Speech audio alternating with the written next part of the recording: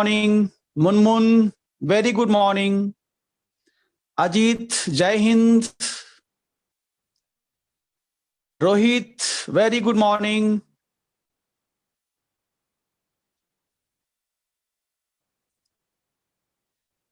ज्योति, good morning, good morning, good morning. Komal, good morning. Soni, good morning, good morning बच्चों। सबको बहुत बहुत प्यार भरा गुड मॉर्निंग।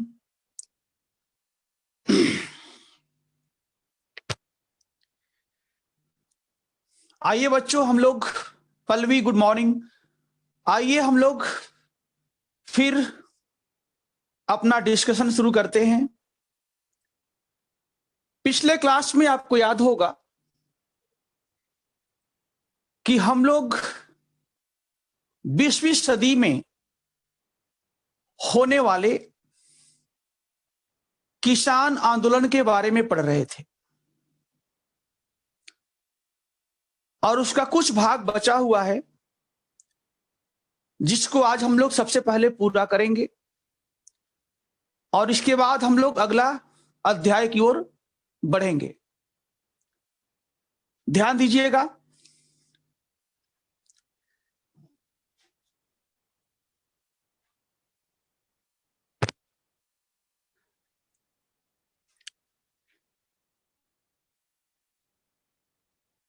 किसान आंदोलन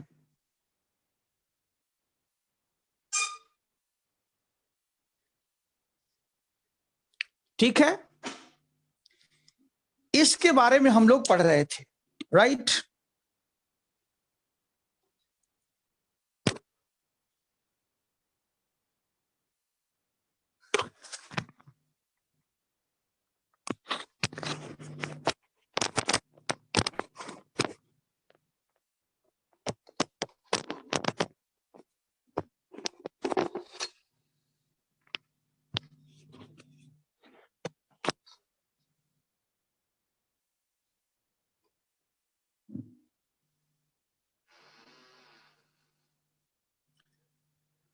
ठीक है, और हमने आपको बताया था कि 20वीं सदी में भी भारत में अलग अलग क्षेत्रों में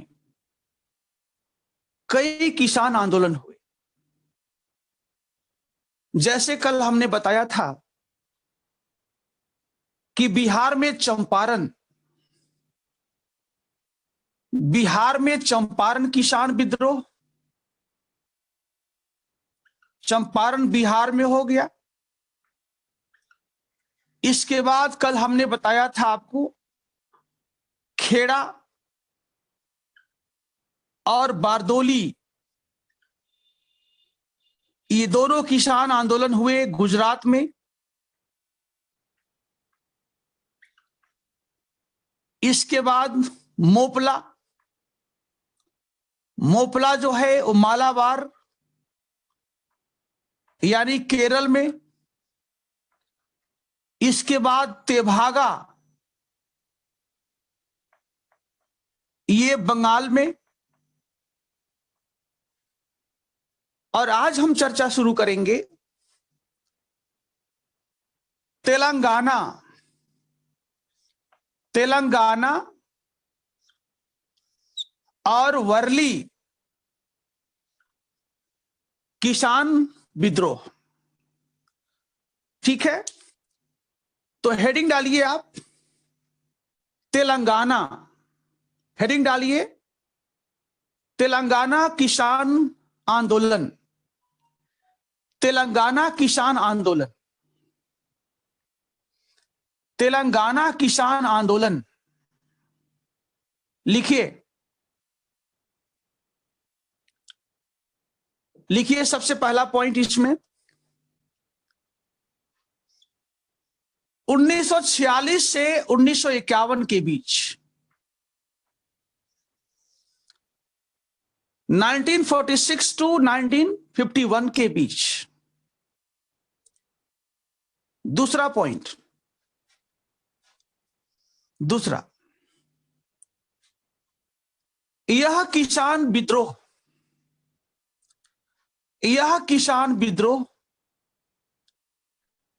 आधुनिक भारत के इतिहास में, आधुनिक भारत के इतिहास में, इतिहास में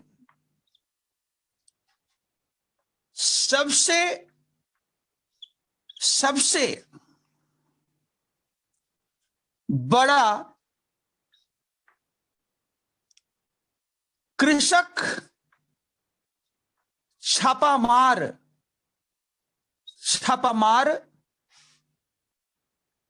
संघर्ष था तेलंगाना किसान विद्रोह। आधुनिक भारत के इतिहास में सबसे बड़ा कृषक छापामार को अंग्रेजी में हम कहते हैं गुरीला, कृषक छापामार संघर्ष था, जिसका मुख्य उद्देश्य था, लिखिए, जिसका मुख्य उद्देश्य था कि तेलंगाना के क्षेत्र में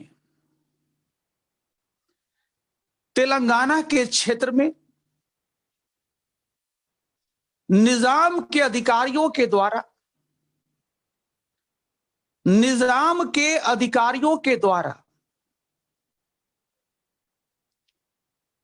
और साथ ही साथ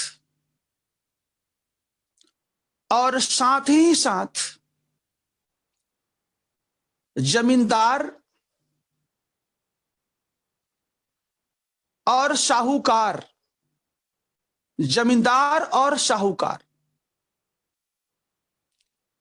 के द्वारा किसानों का होने वाला शोषण को समाप्त करना,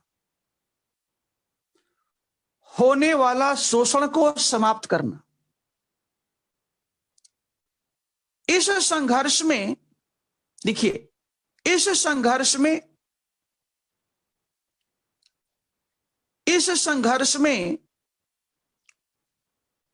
communist party, Arya Samaj, comma दे करके, कम्युनिस्ट पार्टी, आर्य समाज तथा प्रजामंडल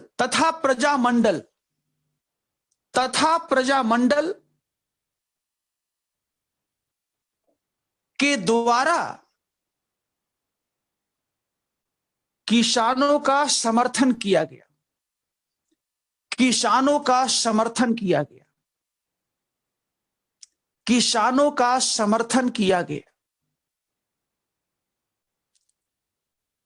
इनका मांग था कि जमींदारी व्यवस्था को समाप्त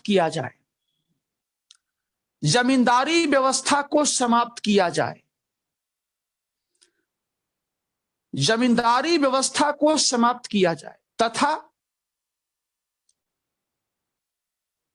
किसानों को संरक्षण दिया जाए, तथा किसानों को शोषण से संरक्षण दिया जाए,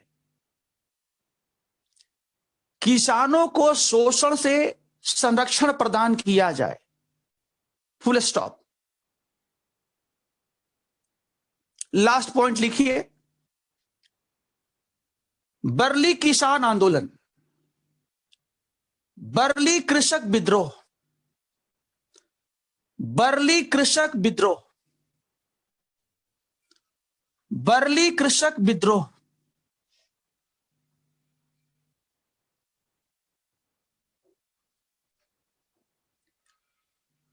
बरली कृषक विद्रोह।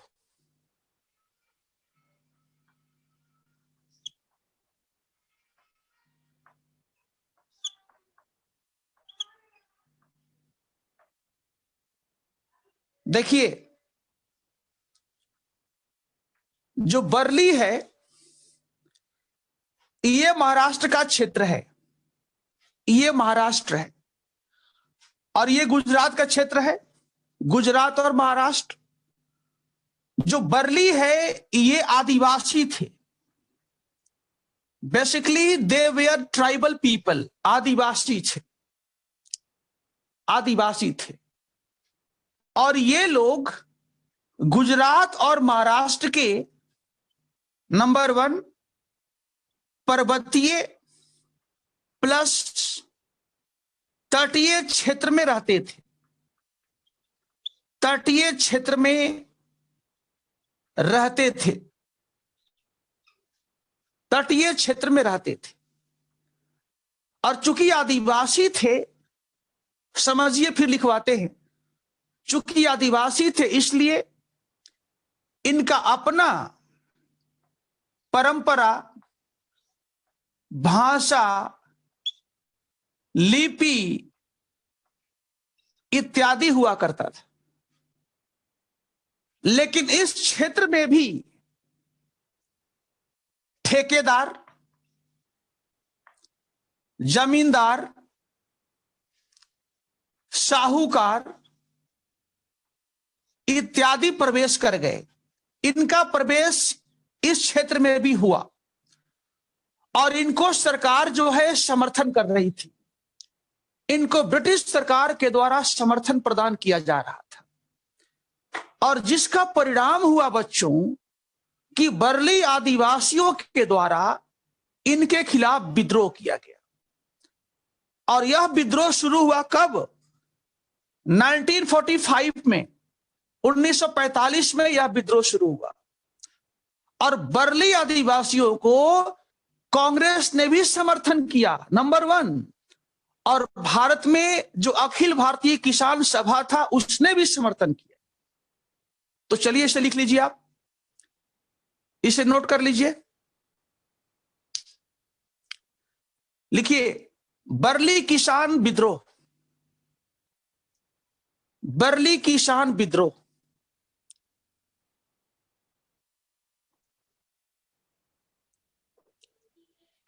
लिखिए, बरली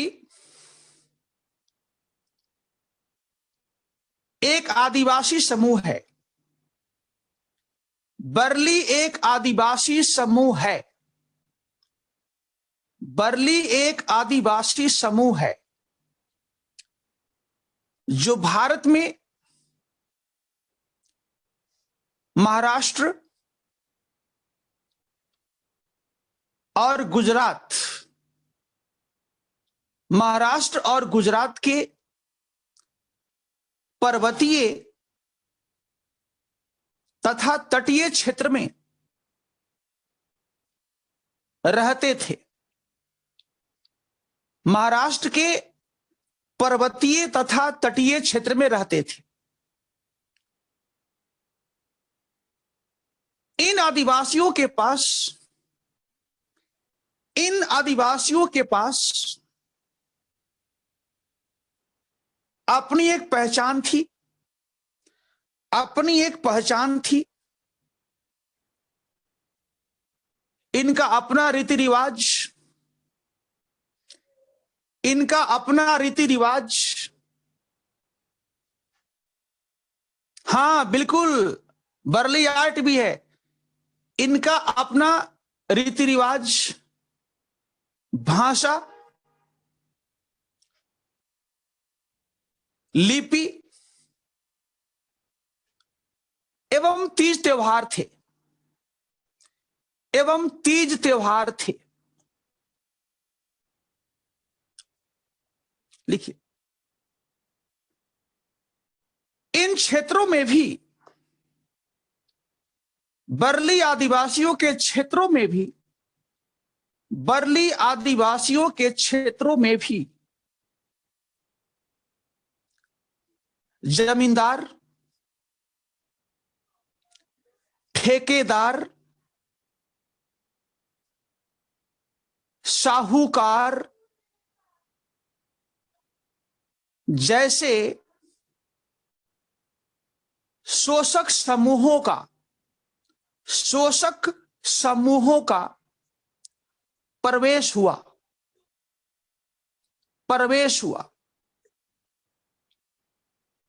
और इस समूह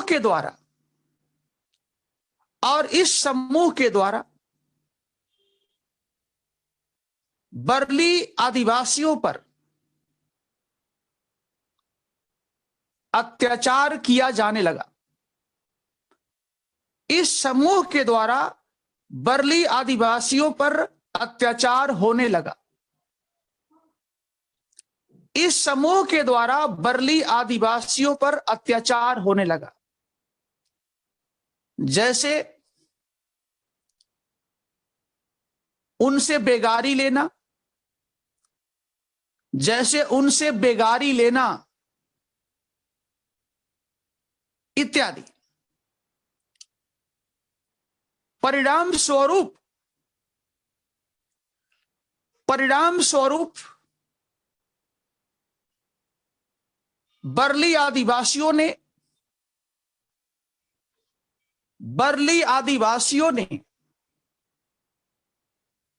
बाहरी लोगों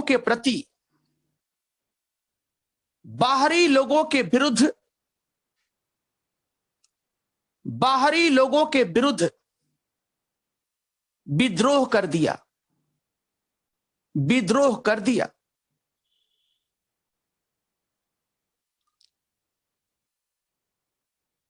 इस कृषक विद्रोह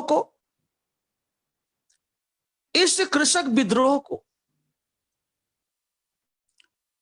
किसान सभा ने भी, अखिल भारतीय किसान सभा ने भी अपना नैतिक समर्थन दिया। Full stop.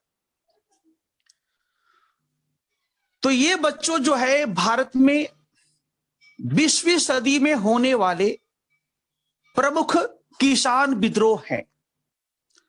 अब आइए हम चर्चा करते हैं कि 20वीं सदी में जो किसान विद्रोह हुए उनका प्रकृति क्या है, उनका कैरेक्टर क्या है। अमनदीप, आपने सही कहा, जो मोपला विद्रोह है वह 1921 से पहले भी हुआ। और ध्यान रखना अमनदीप, मोपला विद्रोह कई बार हुआ।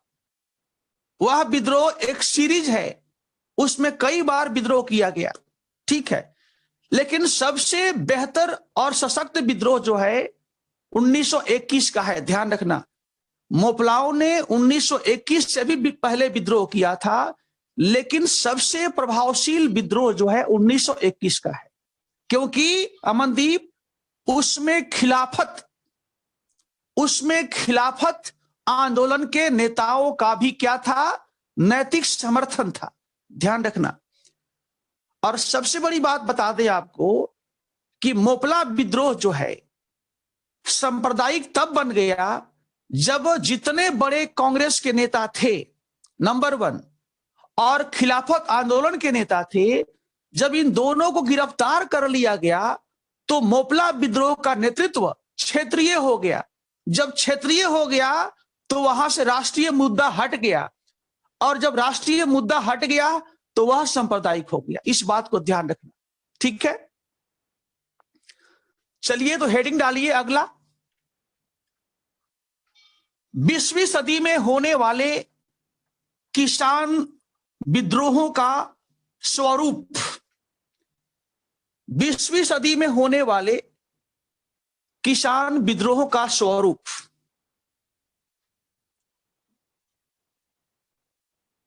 बीसवीं सदी में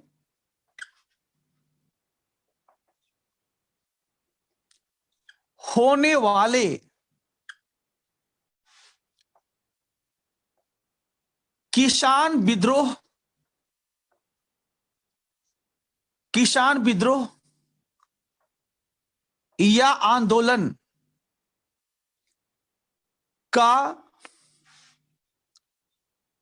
स्वरूप या प्रकृति या विशेषताएं या विशेषताएं सब एक ही है। या तो हम नेचर कहेंगे या हम कैरेक्टर कह सकते हैं या हम फीचर्स कह सकते हैं। इन सब का अर्थ एक ही है। तो सबसे पहले आप लोग बताएंगे। चलिए सबसे पहले आप लोग बताइए। अमनदीप, हम आपसे ही शुरू करते हैं। अमनदीप, यदि आप मेरी आवाज सुन रहे, can you tell me one feature? एक बताइए अमनदीप। हाँ बताइए, जल्दी बोलो बेटा, जल्दी, क्योंकि बहुत सारे बच्चे होते हैं। बोलिए, पहला कैरेक्टर बताइए। इसके बाद हम बताएंगे। पहले हम चाहते हैं कि आप लोगों से इंटरेक्शन किया जाए, क्योंकि हमने शुरू में ही कहा था कि जितना, हाँ, नेशनल लीडरशिप बहुत बढ़िया, नेशनल मूवमेंट बहुत बढ़िया, बहुत बढ़िया। राष्ट्रवादी स्वरूप नीतीश कुमार बहुत सुंदर। राष्ट्रवादी चेतना Ajit very good. Priyanka British government के अगेंस्ट वेरी गुड, बहुत बढ़िया। और राष्ट्रवादी भावना का विकास वेरी गुड। अमनदीप, ज्योति, पूर्ण स्वराज, पूर्ण गांधी के साथ बहुत बढ़िया। प्रियंका बहुत बढ़िया। ये सारे विद्रोह का, हाँ ठीक है, बहुत बढ़िया, बहुत अच्छा। ठीक है बच्चों, बहुत आपने सुंदर बताया।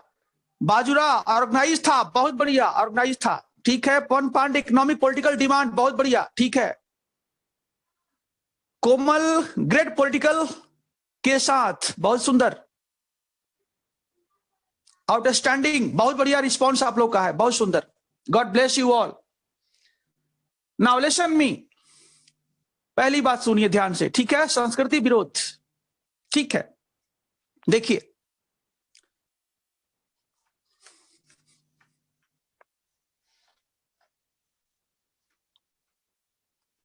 देखिए, जो 20वीं सदी में किसान आंदोलन हुए, उसका पहला जो कैरेक्टर है, पहला विशेषता है, वह क्या है? किसानों द्वारा ब्रिटिश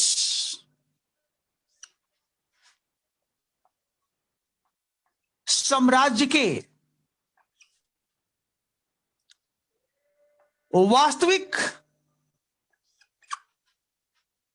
प्रकृति की समझ, ये पहला जो है विशेषता है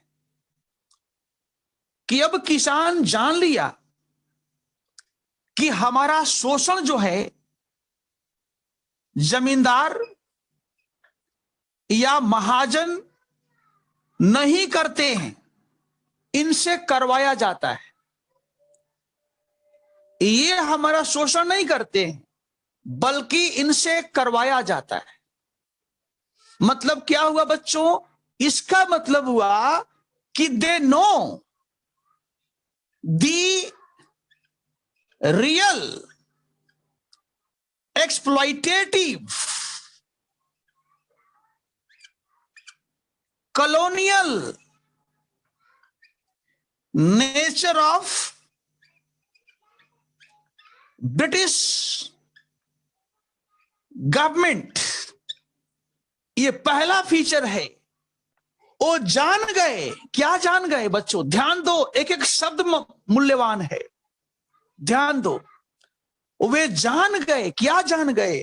रियल, वास्तविक, एक्सप्लॉइटेटिव, शोषणकारी, कॉलोनियल, औपनिवेशिक। कौन है? ये है, ये शोषक है। बच्चों मेरी बातों पर ध्यान रखना। जब मैं कहता हूं कि हम लोग केवल महारानी विक्टोरिया के रैयत हैं, हम लोग केवल महारानी विक्टोरिया के रैयत हैं, इसका मतलब साफ है कि we are not against Queen Victoria. इसका मतलब कि हम महारानी विक्टोरिया के अगेंस्ट नहीं है। इसका मतलब कि वी आर नॉट नोइंग कि हु इज क्वीन विक्टोरिया। इसका मतलब कि हम लोग नहीं जान पा रहे हैं कि क्वीन विक्टोरिया है कौन। लेकिन अब समझ में आ गया। क्या समझ में आ गया? किसानों द्वारा ब्रिटिश साम्राज्य के वास्तविक चेहरे को जानना, जो साम्राज्यवादी सरकार है उसके स्वरूप को जानना, उसके कैरेक्टर को जानना। बच्चों सोचो, यदि ऐसा नहीं होता तो एक लोकल किसान राजकुमार शुक्ल गांधी के पीछे पीछे क्यों भागता? बच्चों मैं ऐसे नहीं बोलता हूं, देखो मेरे पास साक्ष्य है, दिखाता हूं आपको।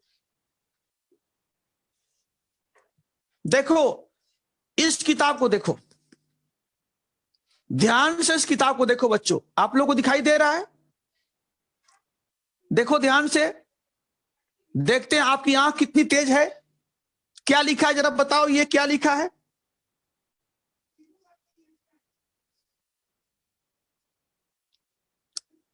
लगता है मेरे तरह आप लोग की आंख कमजोर हो गई है। क्या लिखा है बोलो? अरे नीचे बोलो प्रियंका, नीचे। ये क्या लिखा है? ये नीचे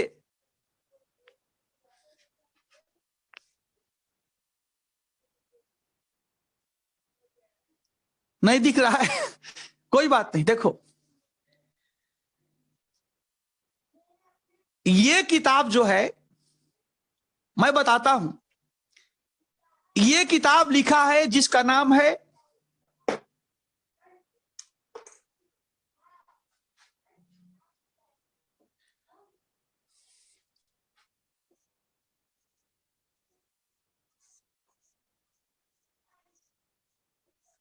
अब दिखाई दे रहा है,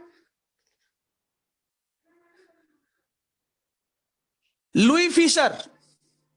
कौन लिखा है? Louis Fischer. आप जानते हो लुई फिशर कौन है?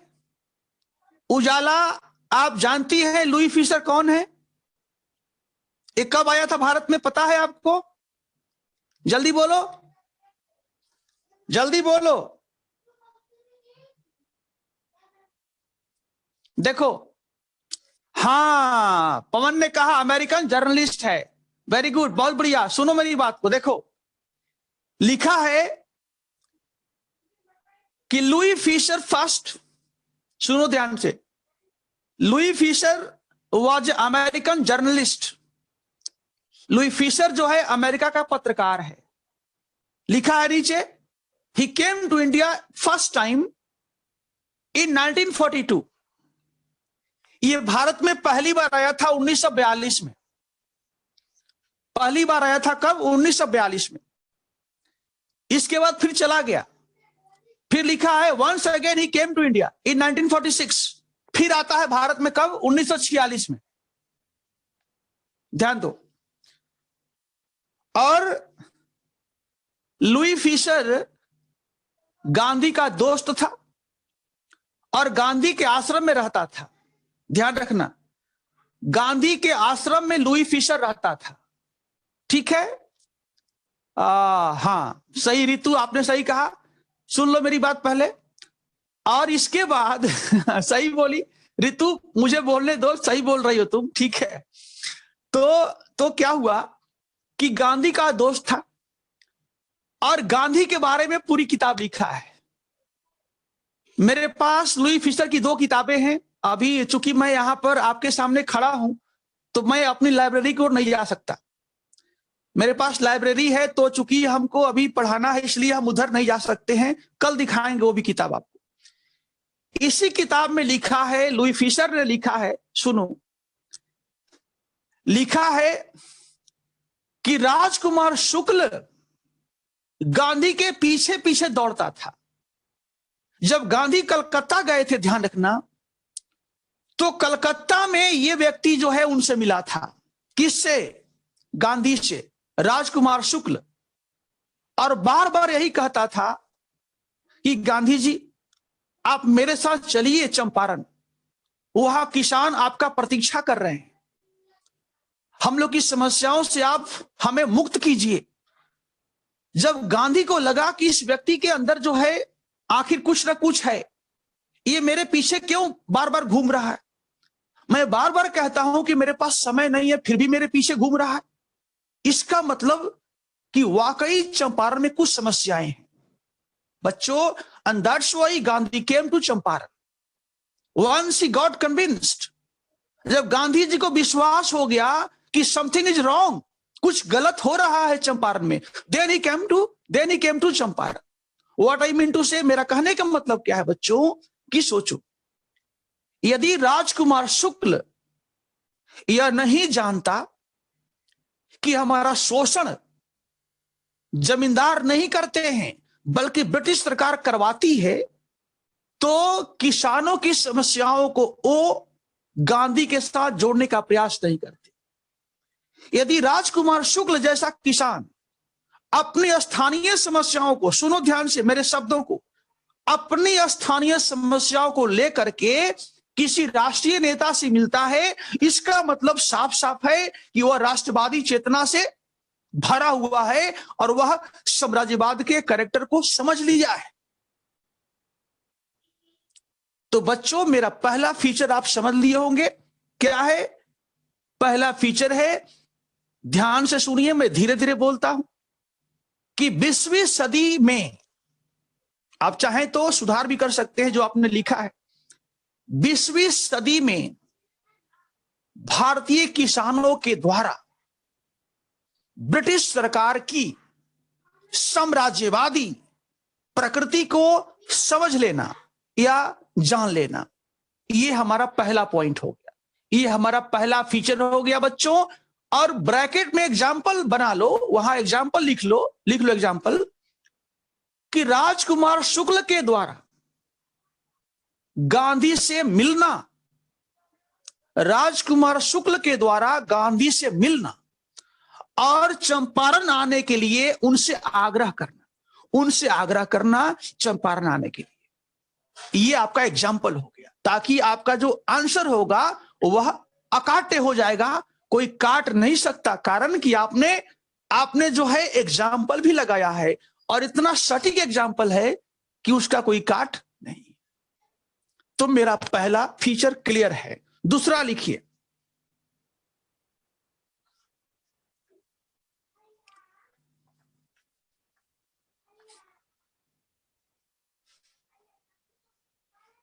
जानते हैं बच्चों, आजकल पता नहीं क्या है कि मेरे अंदर एक नशा टाइप का चढ़ा हुआ है।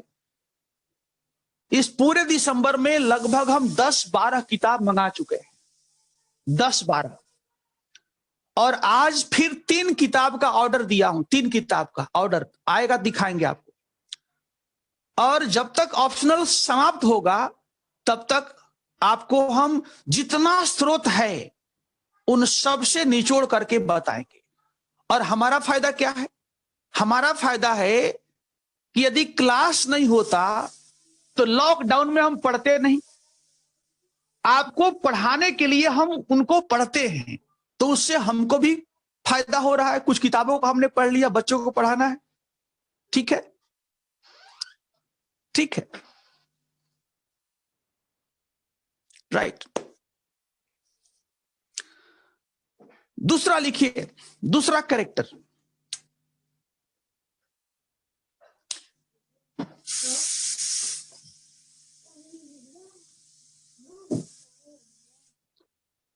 दूसरा कैरेक्टर है बच्चों कि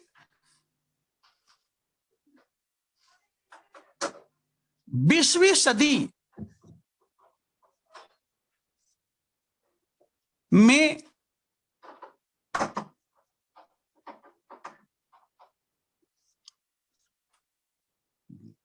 किसान आंदोलनों,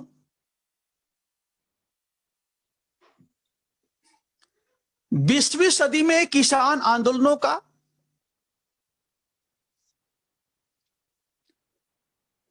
साम्राज्य विरोधी,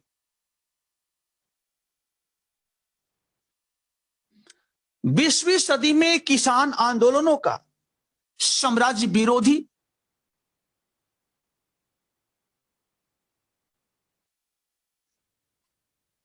राष्ट्रवादी, साम्राज्य विरोधी, राष्ट्रवादी,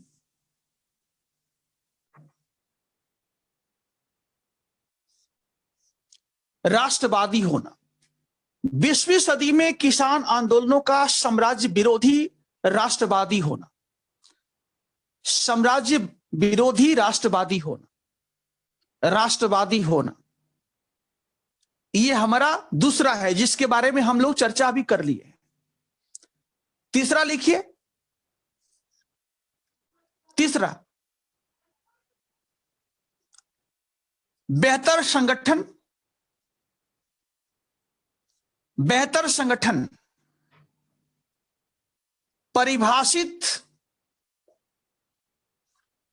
क्रिया पद्धति,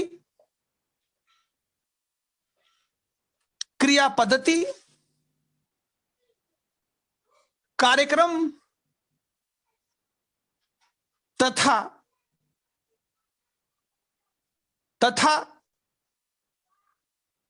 दूरदर्शी नेतृत्व, दूरदर्शी नेतृत्व। बेहतर संगठन नंबर 1, परिभाषित क्रिया पद्धति नंबर 2, कार्यक्रम तथा दूरदर्शी नेतृत्व, तथा दूरदर्शी नेतृत्व, तथा दूरदर्शी नेतृत्व। जैसे एग्जाम्पल, जैसे लिखिएगा, जैसे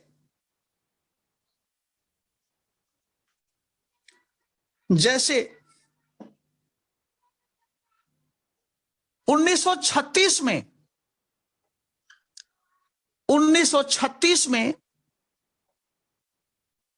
लखनऊ में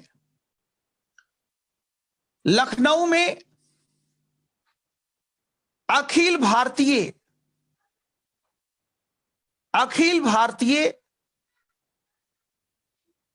किसान सभा का गठन,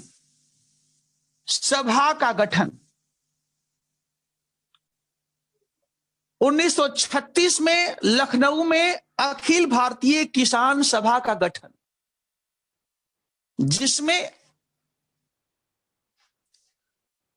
स्वामी सहजानंद,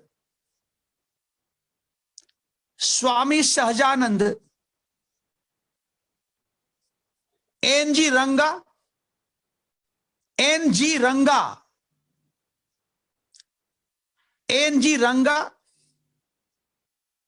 नरेंद्र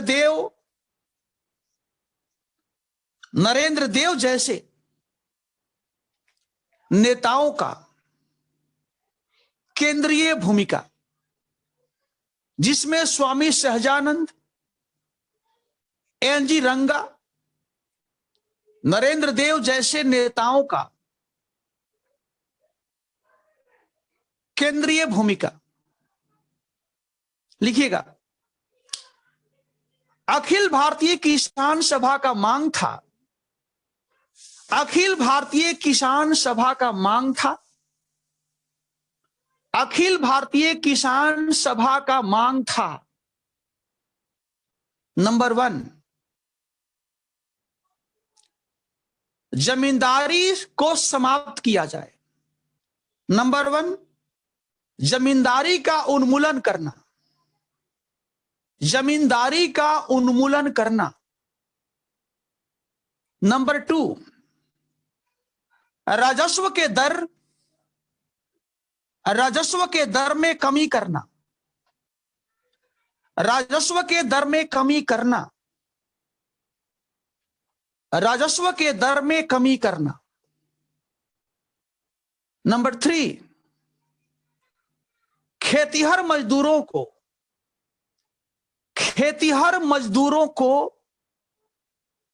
न्यूनतम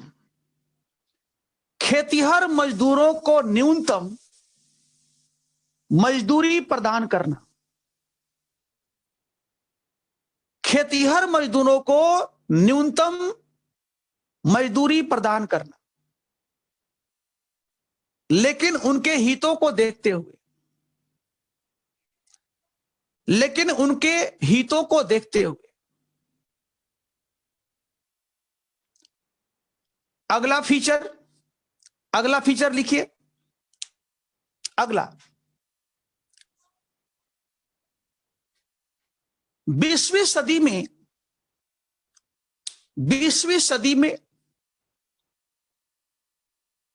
किसान आंदोलन, 20वीं सदी में किसान आंदोलनों से कांग्रेस के कई बड़े राष्ट्रवादी नेताओं का जुड़ाव रहा। 20वीं सदी में किसान आंदोलनों से कांग्रेस के कई बड़े राष्ट्रवादी नेताओं के द्वारा या राष्ट्रवादी नेताओं का जुड़ाव रहा। जैसे महात्मा गांधी, जिनके तीनों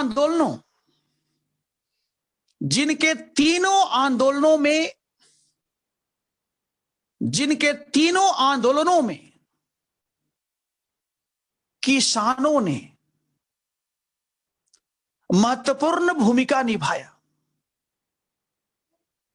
जिसके तीनों आंदोलनों में किसानों ने महत्वपूर्ण भूमिका निभाया।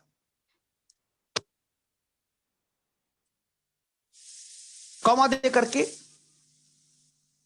पंडित जवाहरलाल नेहरू,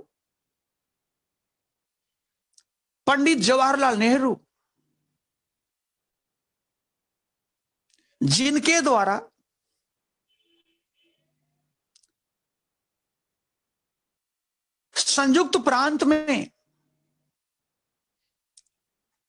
द्वारा संयुक्त प्रांत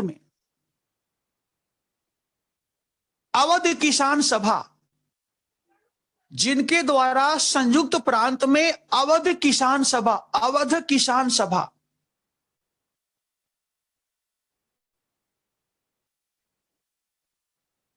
के तहत चलने वाले किसान आंदोलन में महत्वपूर्ण भूमिका निभाया गया।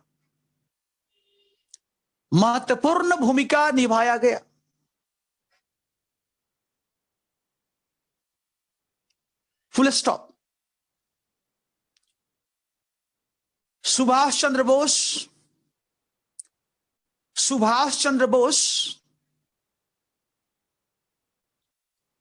जयप्रकाश नारायण, मदन मोहन मालवीय,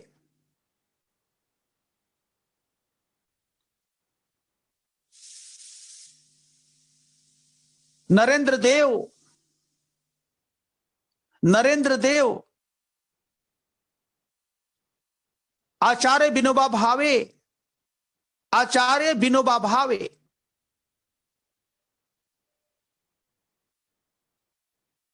राम मनोहर लोहिया,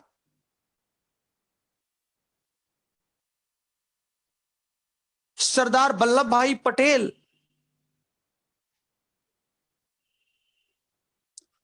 सभी ने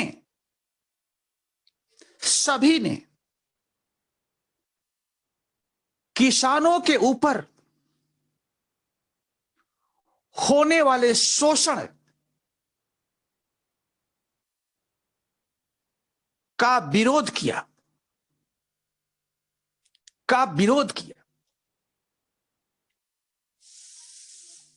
फुल स्टॉप।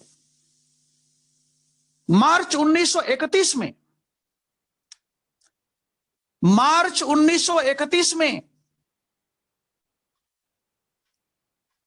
कराची अधिवेशन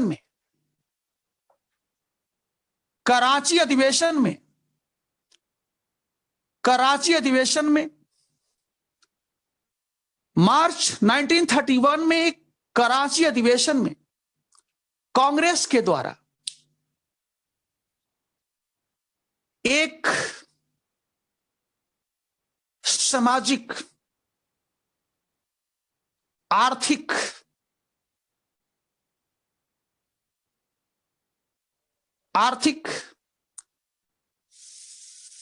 मांगों को लेकर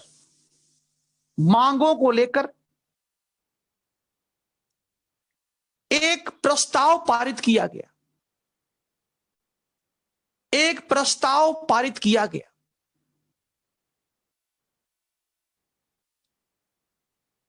जिसे हम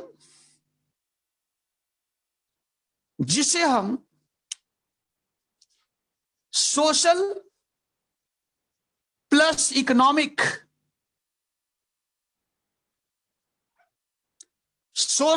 इकोनॉमिक डॉक्यूमेंट ऑफ कांग्रेस कह सकते हैं, जिसे हम इन्वर्टेड कॉमा में लिख रहा है, सिंगल इन्वर्टेड में, जिसे हम सोशल और इकोनॉमिक डॉक्यूमेंट ऑफ कांग्रेस कह सकते हैं,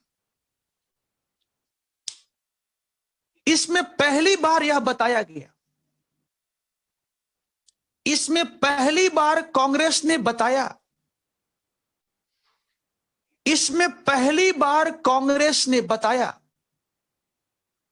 कि स्वराज्य का अर्थ,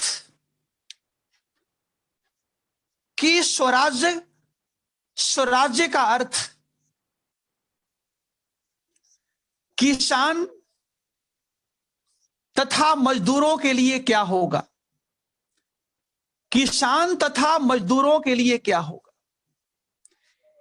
इसमें पहली बार कांग्रेस ने बताया कि स्वराज्य का अर्थ किसान तथा मजदूरों के लिए क्या होगा, स्वराज्य का अर्थ किसान तथा मजदूरों के लिए क्या होगा। Next point and last point लिखिएगा, next and the last point. 20वीं सदी में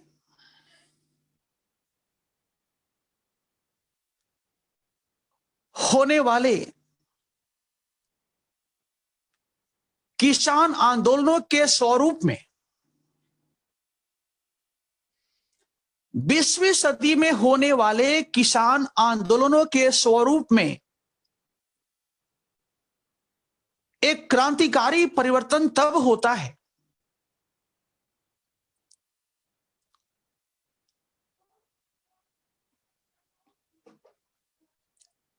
जब 1917 में 17 में रूसी क्रांति के बाद समाजवाद और साम्यवाद, रूसी क्रांति के बाद समाजवाद और साम्यवाद दोनों का, समाजवाद और साम्यवाद दोनों का तेजी से प्रसार हो रहा था, तेजी से प्रसार होने लगा,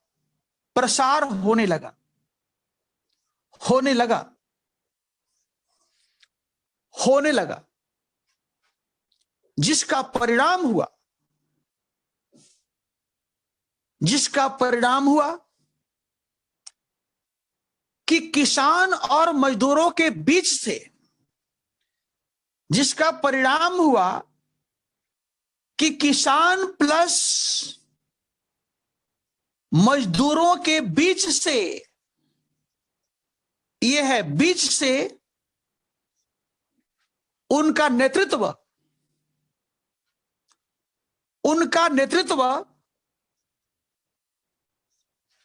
उभरने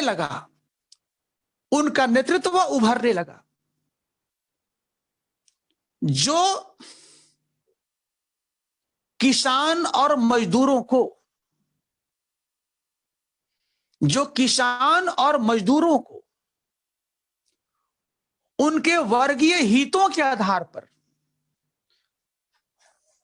उनके वर्गीय हितों के आधार पर संगठित होने का सिफारिश कर रहा था।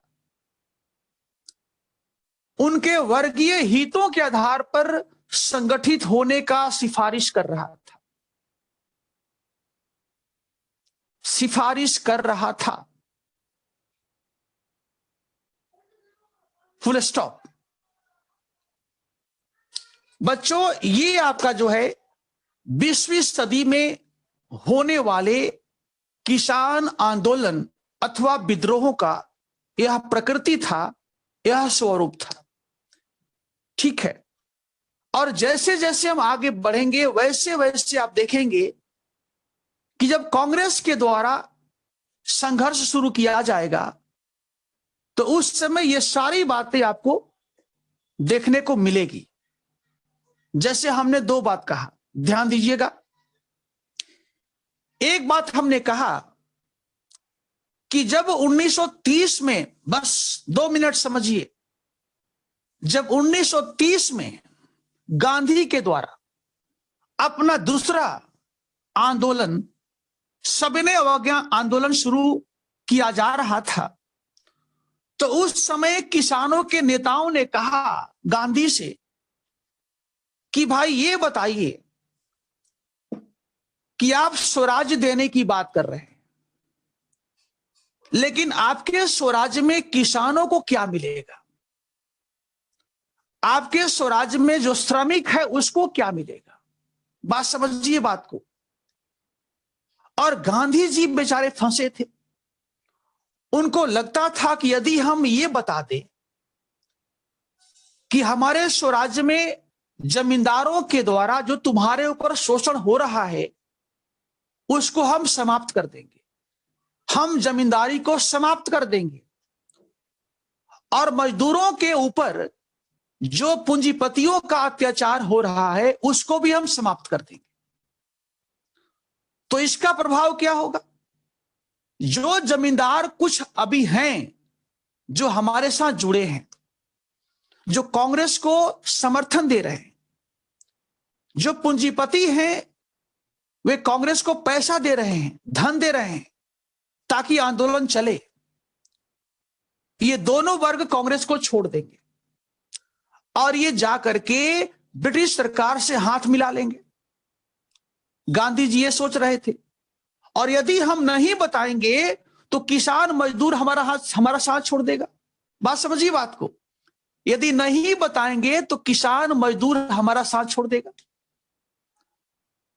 तब जाकर के दबाव में आकर के 1931 में जब कराची में कांग्रेस का अधिवेशन हुआ, उस अधिवेशन में कांग्रेस ने एक दस्तावेज स्वीकार किया और उसे पारित किया, जिसको हम कहते हैं कि यह कांग्रेस का संविधान था, यह कांग्रेस का मौलिक अधिकार था कि समाज के संदर्भ में कांग्रेस के पास कार्यक्रम क्या है। भाई कांग्रेस की सरकार बनेगी तो समाज में, अर्थव्यवस्था में कांग्रेस क्या सुधार करना चाहती है, इसके बारे में ही कराची अधिवेशन में वह प्रस्ताव पारित किया गया, जिसमें कहा गया कि आपके लिए स्वराज ये होगा कि आपका कोई शोषण नहीं करेगा, आपको न्यूनतम मजदूरी मिलेगी, आप खेती करते हैं आपको संरक्षण दिया जाएगा, जो सूखा पड़ गया, बाढ़ आ गया, आपका फसल का नुकसान हुआ तो उस कंडीशन में आपके ऊपर जो रेवेन्यू का दबाव है उसको समाप्त किया जाएगा, आप नहीं देंगे। यानी कि कांग्रेस जब बताया तब जाकर किसान फिर गांधी के आंदोलन में भाग लेना शुरू किए। ठीक है।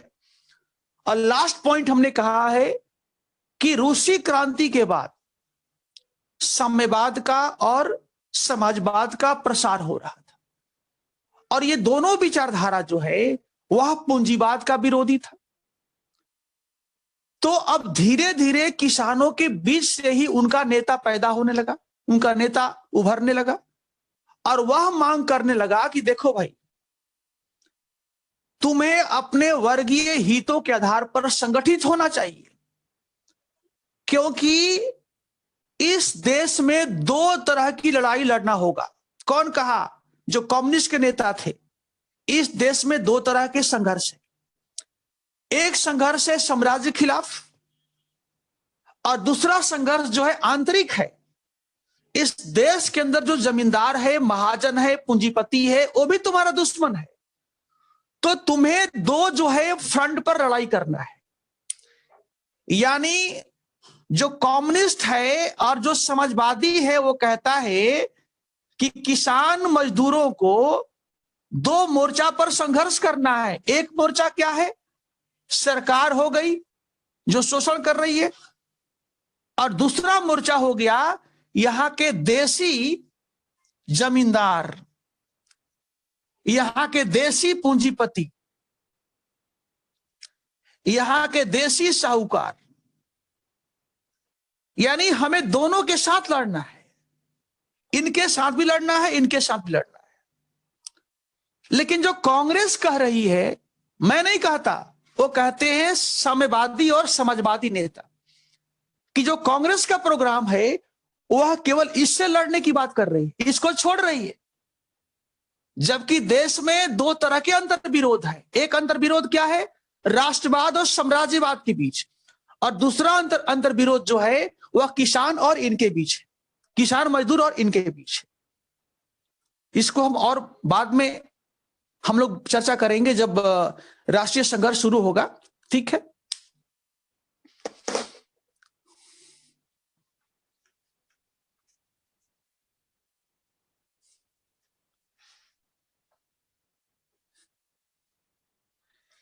एक यहां क्वेश्चन लिखिए, आप एक सवाल लिखिए, यहां पर लिखिए,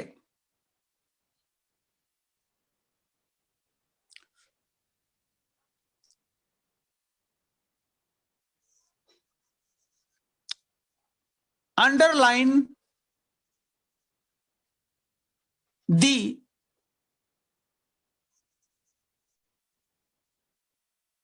basic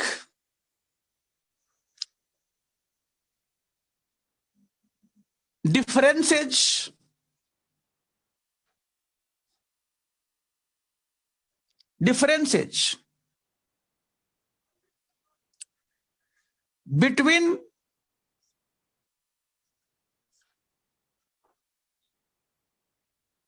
nature of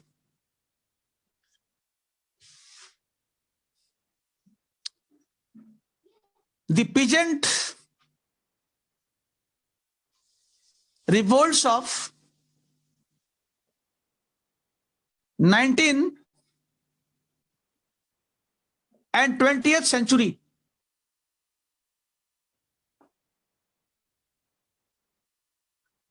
right? Justify your answer with appropriate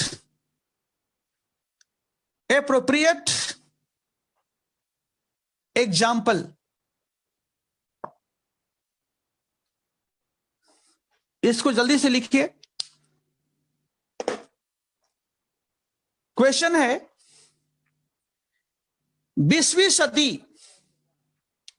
ऐसे 19वीं एवं 20वीं सदी, हिंदी में लिखिएगा।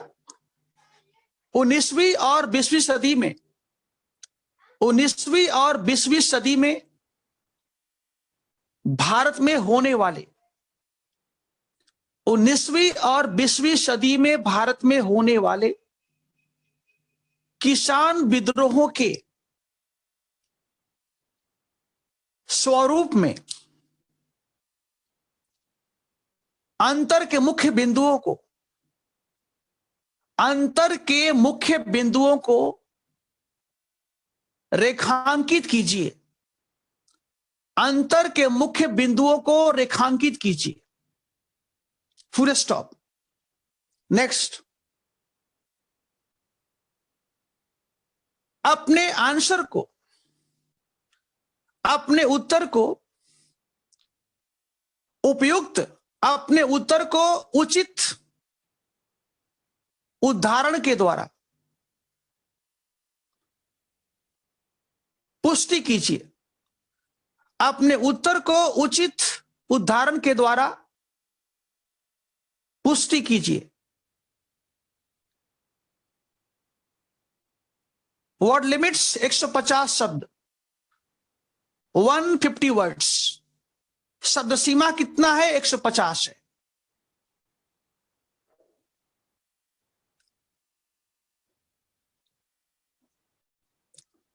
ठीक है, हो गया। हिंदी में रिपीट करते हैं, सुन लीजिए ध्यान से, आराम से सुनिए।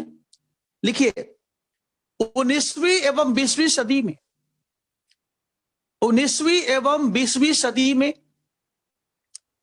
भारत में होने वाले किसान विद्रोहों के स्वरूप में अंतर के मुख्य बिंदुओं को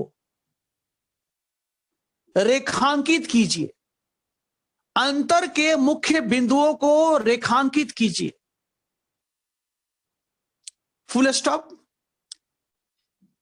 अपने आंसर के समर्थन में, अपने आंसर के समर्थन में उचित उदाहरण प्रस्तुत कीजिए।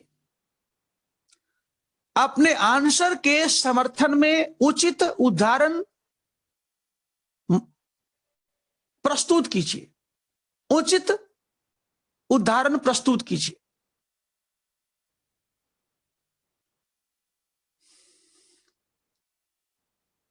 हो गया?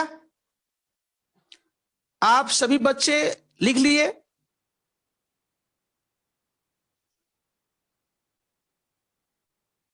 ठीक है।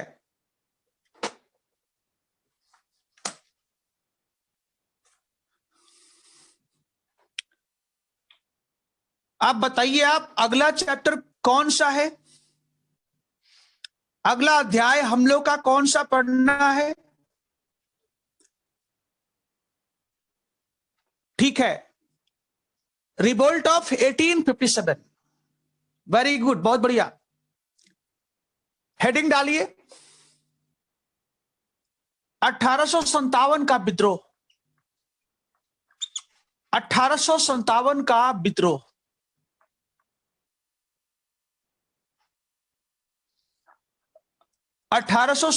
का विद्रोह। ठीक है, ये टॉपिक आज हम शुरू करते हैं। और मुझे लगता है कि यह टॉपिक आज समाप्त नहीं होगा। ठीक है, क्योंकि ये बड़ा टॉपिक है और यहां से हमेशा क्वेश्चन पूछे जाते हैं। तो इस टॉपिक को हम लोग काफी गंभीरता से पढ़ेंगे। सबसे पहले हम देखते हैं इस टॉपिक से पिछले सालों में सवाल क्या क्या आए हैं। आप देखिए, ये देखिए, ये पिछले 10 साल का पेपर है। इसमें हेडिंग है 1857 का महाविद्रोह, उद्गम और स्वरूप। ध्यान दीजिएगा, हमें सिलेबस के अनुसार काम करना है। सिलेबस में क्या लिखा है? सिलेबस में लिखा है, देखिए, पहला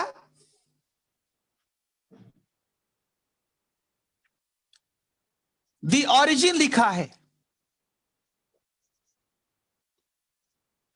सिलेबस में पहला लिखा है दी ऑरिजिन। दूसरा लिखा है दी कैरेक्टर।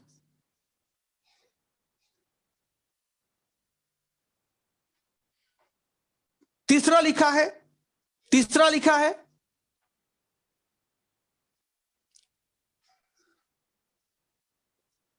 द फेलियर, और चौथा लिखा है कंसिक्वेंसेज। कंसिक्वेंसेज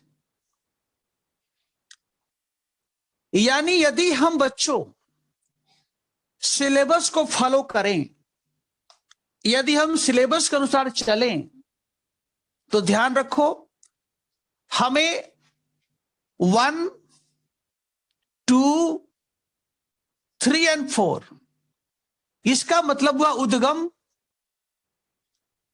इसका मतलब हुआ प्रकृति, इसका मतलब हुआ असफलता,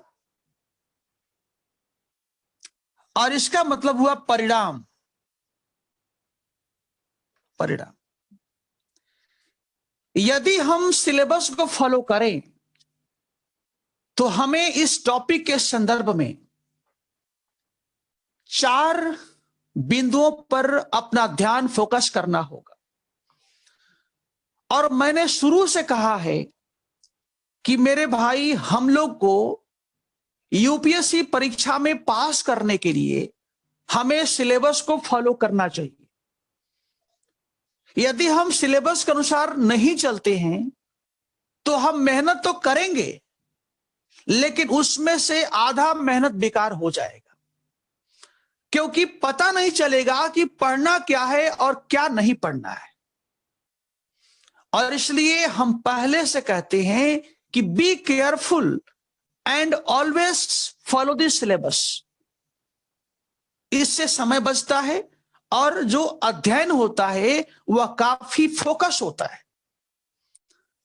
तो हमने देख लिया, इस पूरे महाविद्रोह में केवल 4 बातों पर हम लोग को चर्चा करना है। 5वां बात देखना भी नहीं। जो 5वां 6ठा जो होगा उसके ओर देखना भी नहीं। Only we have to focus our whole attention on 4 things: its origin, its character, its failure, its result. केवल 4 हमको देखना है। इसके बाद हम देखते हैं इस टॉपिक से सवाल कितने बार पूछे गए। आप देखेंगे इस टॉपिक से 1994, 1998, 1999, 2005, 2007, 2009, 2011, 2014 और 2016 देख सकते हैं। इतने बार सवाल पूछे गए। दैट शोज, जो इस बात की ओर संकेत करता है कि we cannot overlook this topic. इस टॉपिक को हम छोड़ नहीं सकते। दैट शोज कि ये टॉपिक हमारे लिए इंपॉर्टेंट है। ठीक है बच्चों, तो आइए, आपके पास पेपर होगा ही होगा। इस पेपर को हम रिपीट नहीं करेंगे। रिपीट करने से क्या होगा, टाइम खराब होगा। लेकिन हां, आप सभी से मेरा निवेदन होगा कि क्लास समाप्त होने के बाद ध्यान दीजिए, जब भी समय मिले आपके पास तो 10-15 मिनट में ये पूरे सवाल को देख लीजिएगा। अरे रितु, तुम्हारे पास ये किताब नहीं है तो कोई दूसरा ले लो भाई। रितु, कोई जरूरी नहीं है बेटा कि तुम्हारे पास यही किताब हो। ये ना हो तो और भी कई पब्लिकेशन है, दूसरा ले लो कोई, है ना। उसमें कोई अंतर नहीं आएगा। हमें पेपर चाहिए। और यदि तुम्हें पेपर नहीं मिलता है, रितु सुनो ध्यान से, यदि तुम्हें पेपर नहीं मिलता है तो आप यूपीएससी के साइट पर जाएंगे और यूपीएससी के साइट पर आप देखेंगे तो पूरा प्रश्न पड़ा हुआ है, वहां से निकाल सकती हो। ठीक है ना, तो इसे ले लो जरूर। ठीक है, दूसरी बात कि प्रत्येक दिन, जैसा कि मेरा आदत है, आप देखेंगे, हाँ उजाला ठीक है, जैसा कि इसे हम, मेरी आदत है कि मैं क्लास समाप्त करने के बाद मैं बता देता हूं कि अगले दिन मैं क्या पढ़ाऊंगा। जब मैं बताता हूं भाई, तो आपका दायित्व तो यह बनता है कि अगले दिन जिस टॉपिक को हमको पढ़ाना है, उस टॉपिक से पिछले 10 सालों में सवाल क्या आए हैं पहले से आप देख लीजिए। आप पहले से देख लेंगे तो कम से कम क्लास में हमसे सवाल कर सकते हैं। लेकिन जब टॉपिक नहीं देखेंगे, सवाल नहीं देखेंगे, तो आप सवाल कहां से करेंगे? और सवाल नहीं करेंगे तो हो सकता है कुछ चीजें आपके दिमाग में रह जाए और बाद में क्लास समाप्त हो जाएगा तो फिर आपके पास समस्या आ जाएगी। इसलिए जो भी टॉपिक हम पढ़ाते हैं उसको हम बताते हैं, और आपका उद्देश्य है कि उसको क्लास के एक दिन पहले आप तैयार कर लीजिए ताकि अगले क्लास में आप हमसे पूछ सके। ठीक है, तो आइए बच्चों, हम इसके बारे में अध्ययन करना शुरू करते हैं। ठीक है, इसमें सबसे पहला मैं लेता हूं उद्गम। सबसे पहला मैं लेता हूं उद्गम, लेता हूं ऑरिजिन, ये कैसे होता है। ठीक है,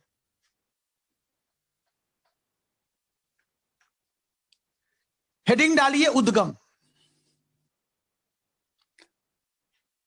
हम सिलेबस को ही फॉलो करते हैं, हम पहला लेते हैं उद्गम। उद्गम का मतलब होता है कॉजेज, इसका मतलब कारण भी होता है, इसका मतलब रीजन भी होता है, इसका मतलब बैकग्राउंड भी होता है।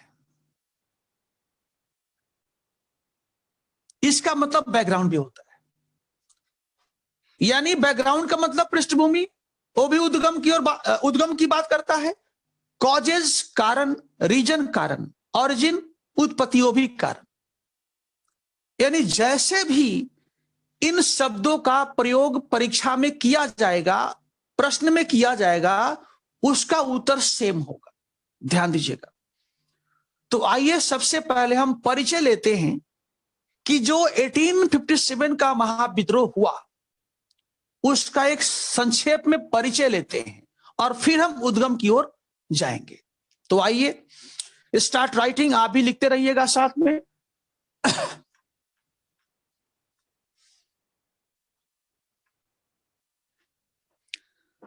सबसे पहला मेरा पॉइंट होगा कि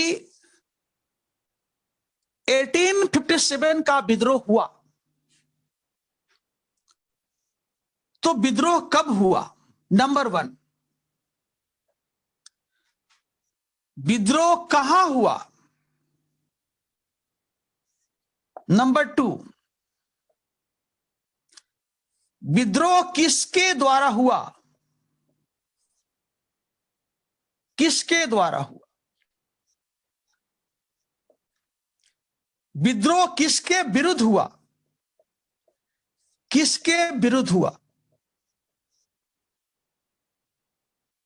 और इस विद्रोह का उद्देश्य क्या है? इसका उद्देश्य क्या है? इतना प्रश्नों पर हम विचार करेंगे। ठीक है सविता, आपने सही बताया, लेकिन मुझे भी बताना चाहिए। सबसे पहले हम कहेंगे कि विद्रोह सबसे पहले हुआ 29 मार्च 1857 बैरकपुर,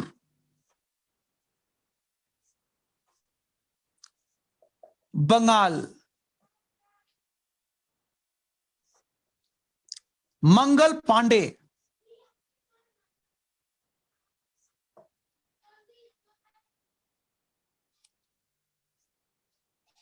एक बंगाल रेजिमेंट का सिपाही, बंगाल रेजिमेंट का सिपाही मंगल पांडे। इसके बाद 10 मई 1857 स्थान मेरठ,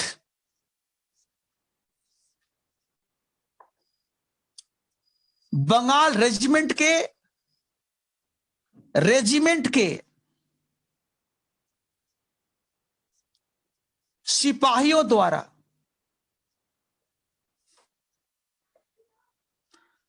बंगाल रेजिमेंट के सिपाहियों के द्वारा, ठीक है। यानी कब और कहां दोनों हो गया। कब, ये कब हो गया, और कहां, ये कहां हो गया। कहां, दोनों उत्तर हो गया। किसके द्वारा, पहले सिपाहियों के द्वारा, पहले सिपाहियों के द्वारा, पहले सिपाहियों के द्वारा, फिर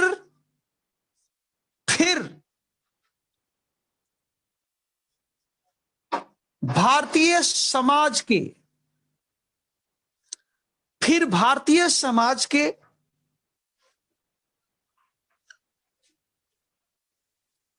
कई वर्गों के द्वारा, कई वर्गों के द्वारा, पहले सिपाहियों द्वारा और फिर भारतीय समाज के कई वर्गों के द्वारा डैश किसान, जमींदार,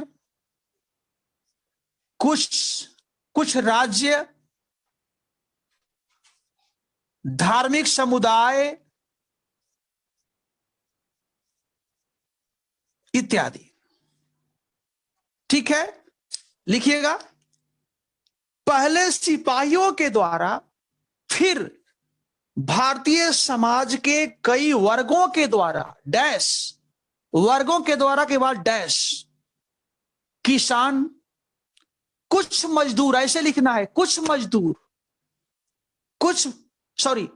किसान, मजदूर नहीं, किसान, कुछ जमींदार और कुछ देसी राजा, ऐसे लिखिएगा जो मैं बोल रहा हूं। किसान, कुछ जमींदार और कुछ देसी राजा तथा सामाजिक और धार्मिक समुदाय द्वारा, तथा एक सामाजिक और धार्मिक समुदाय के द्वारा, एक सामाजिक और धार्मिक समुदाय के द्वारा। Full stop, full stop. समझाएंगे आप, पहले लिख लीजिए। अब लिखिए, किसके विरुद्ध, किसके विरुद्ध, लिखिए, ब्रिटिश साम्राज्यवाद के, ब्रिटिश साम्राज्यवाद के शोषणकारी, शोषणकारी, नस्लवादी, नस्लवादी एवं प्रतिक्रियावादी, ब्रिटिश साम्राज्य के शोषणकारी, नस्लवादी एवं प्रतिक्रियावादी स्वरूप के विरुद्ध, स्वरूप के विरुद्ध, स्वरूप के विरुद्ध, के विरुद्ध। अब लिखिए उद्देश्य, उद्देश्य के सामने लिखिए इतिहासकारों के बीच यह बहस का मुद्दा है, इतिहासकारों के बीच यह बहस का मुद्दा है डैश, इतिहासकारों के बीच यह बहस का मुद्दा है डैश। नंबर 1, कोई इसे सिपाही विद्रोह कहता है, कोई इसे सिपाही विद्रोह कहता है। नंबर 2, कोई इसे the first national war of independence कहता है, कोई इसे कोई इसे सिपाही विद्रोह कहता है।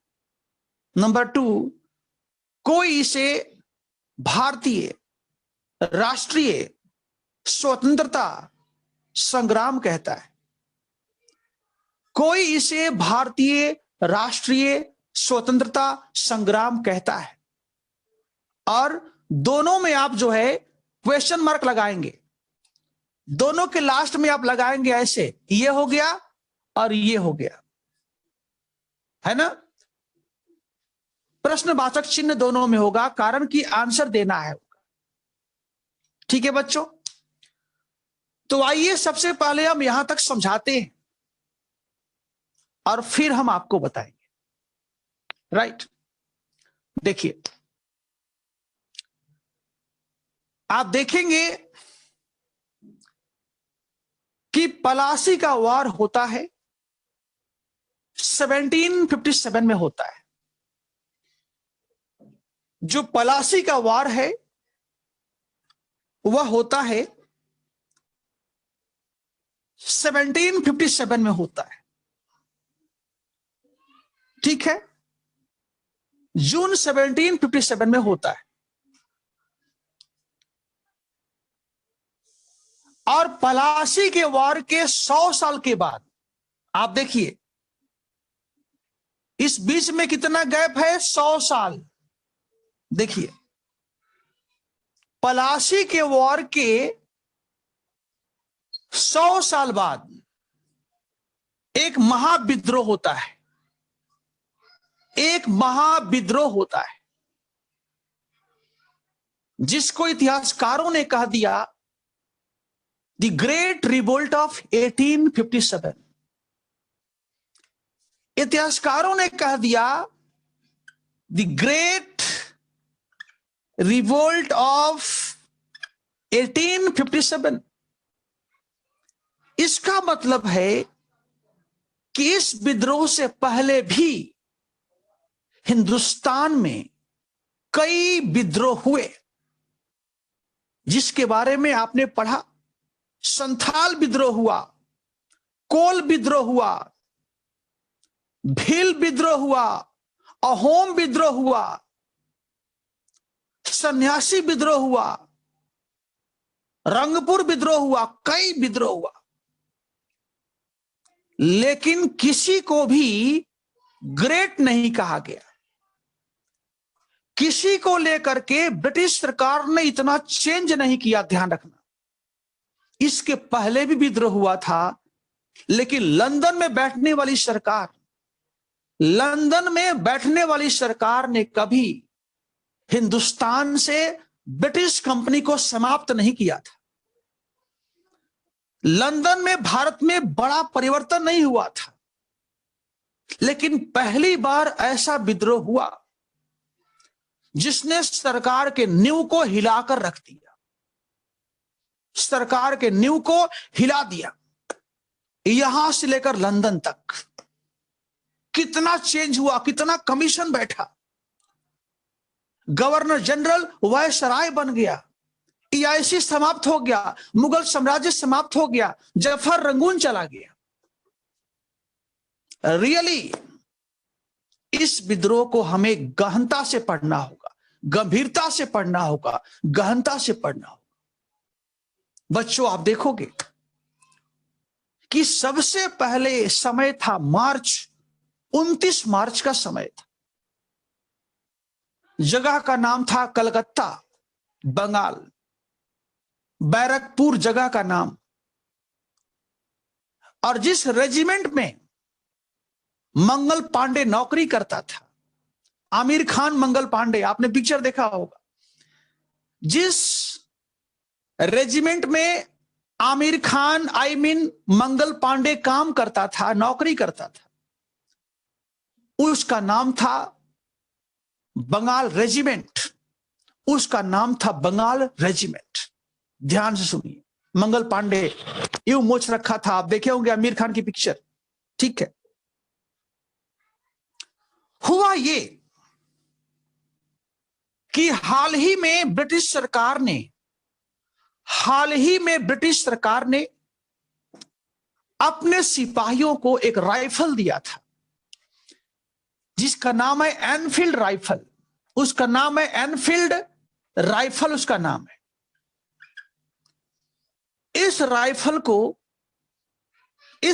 को ब्रिटिश सरकार ने अपने सिपाहियों को दिया था कि ये राइफल लो, ये ज्यादा बेहतर है। लेकिन एक र्यूमर फैल गया, एक अफवाह फैल गया कि जो बुलेट है ये बुलेट हो गया, ये बुलेट है, ऐसे बुलेट हो गया। र्यूमर फैल ये गया कि जो बुलेट का कैप होता है, कैप, ये कैप है। जैसे ये पेंसिल है, देखो ये पेंसिल है, इसको बंद कर दिया, देखो जरा ध्यान से देखना, कैप का मतलब देखो, ऐसे खोल दिया, निकल गया, अब फिर बुलेट को डाल दिया बैरल में। अब देखो इस एनफील्ड राइफल में जिस बुलेट का प्रयोग किया जा रहा था, उस बुलेट को बैरल में डालने से पहले उसके कैप को दांत से खींचना पड़ता था, उसके कैप को दांत से ऐसे कर लिया, खींचना पड़ता था। और र्यूमर यह था कि जो कैप है, ये कैप, इसमें सूअर का और गाय का मांस को मिक्स किया गया है। ये जो है कैप जो है, it is made of the fat of cow and pig, सूअर और गाय के चर्बी से बना हुआ है ये। और जो भी हिंदू और मुसलमान दांत से इस कैप को हटाएगा, वह अपने धर्म से वंचित हो जाएगा। ठीक है, कहानी यही था।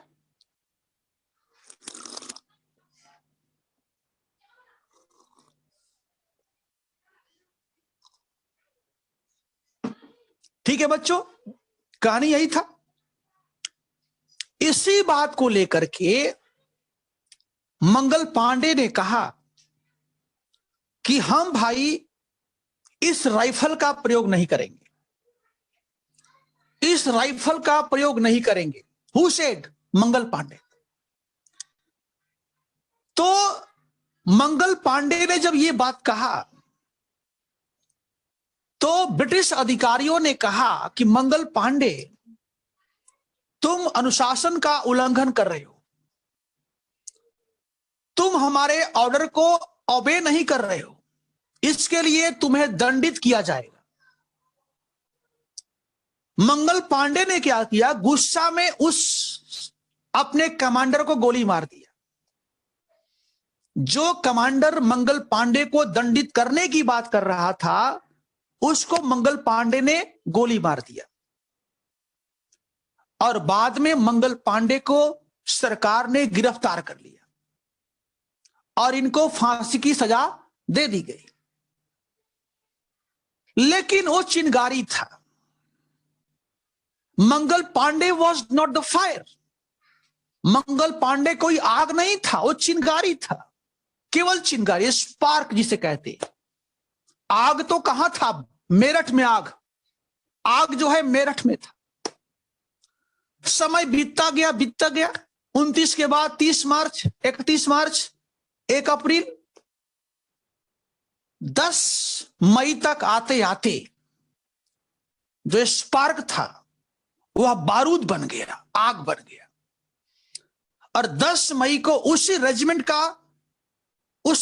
के द्वारा, जिस रेजिमेंट के सिपाही को सरकार ने लटका दिया था, हैंग टू डेथ, फांसी की सजा दे दिया था, वही रेजिमेंट ने मेरठ में विद्रोह कर दिया। और विद्रोह करने के बाद 10 मई को विद्रोह हुआ, कहां पर? मेरठ में।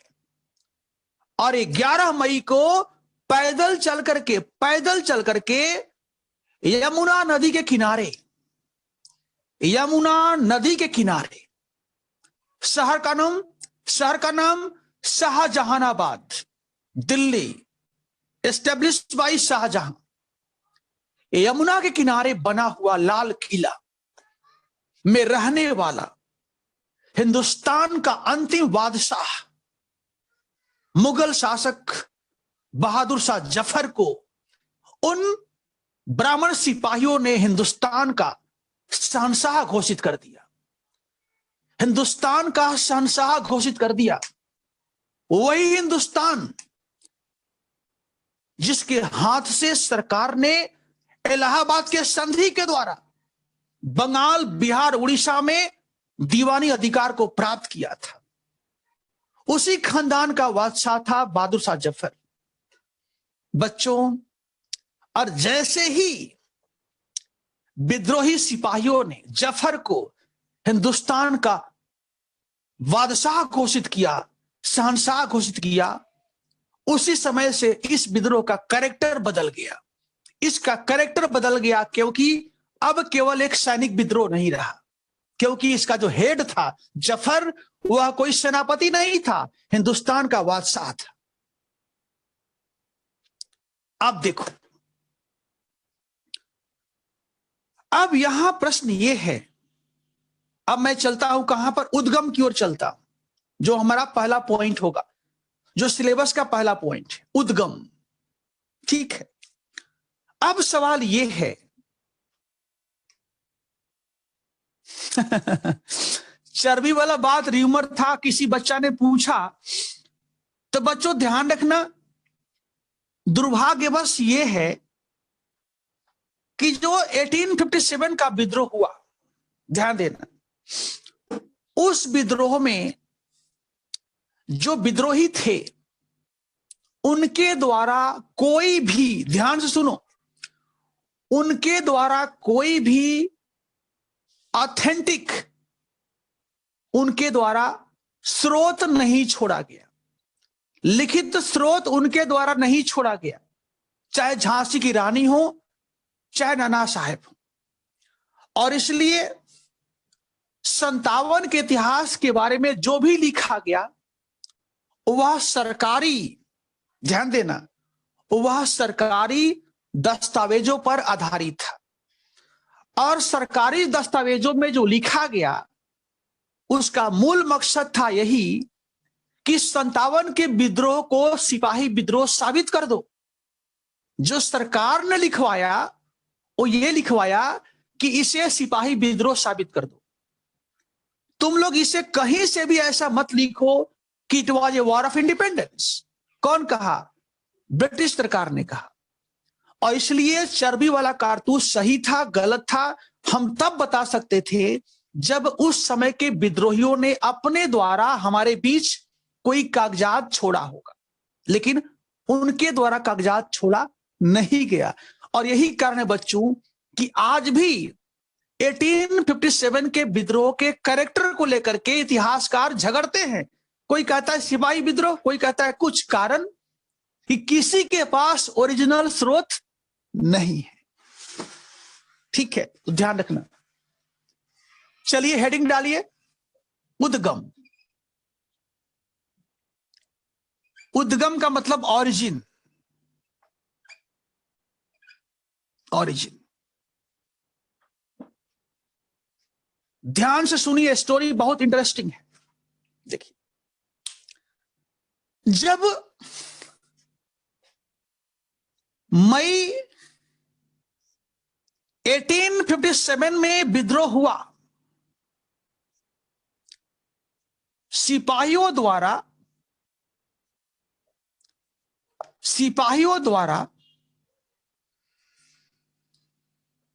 विद्रोह किया गया। विद्रोह किया गया तो कई विद्वानों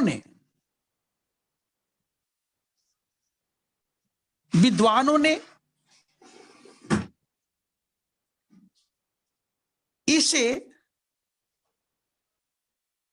सिपाही विद्रोह कह दिया।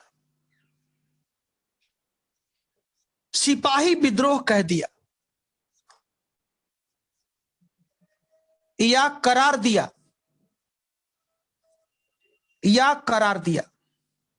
ध्यान देना, कहानी हम यहीं से शुरू करते हैं, स्टोरी हमारा यहीं से शुरू होगा।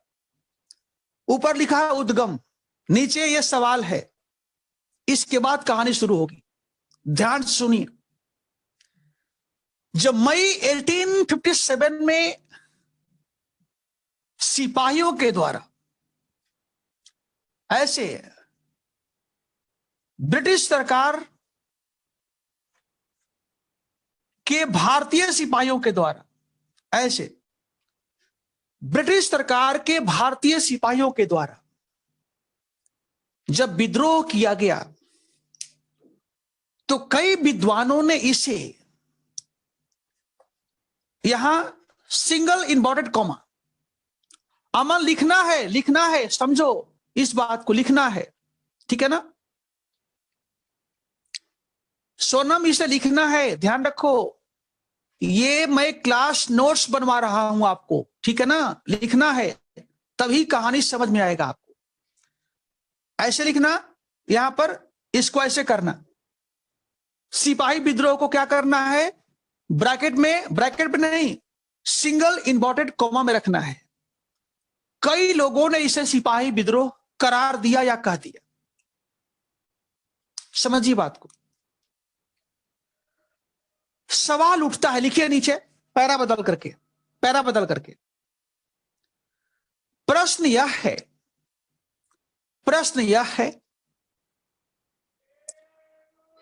कि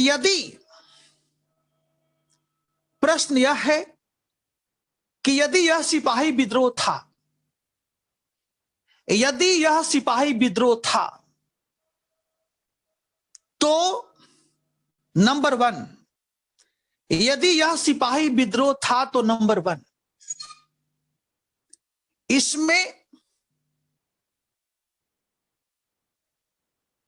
इसमें ब्रिटिश सेना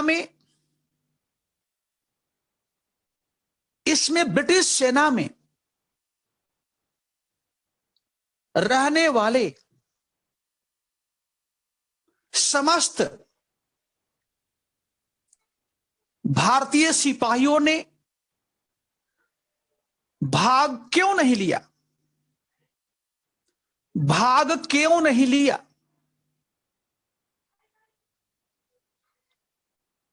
केवल कलकत्ता में स्थित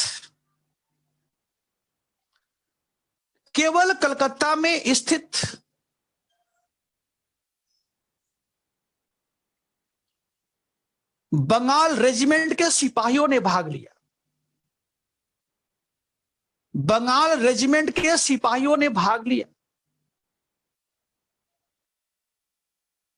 मद्रास और बंबई की सेना शांत रही।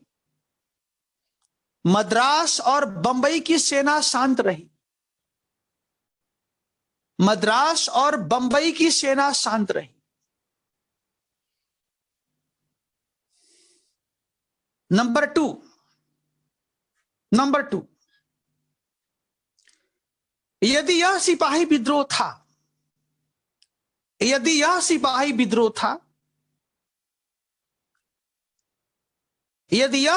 विद्रोह था,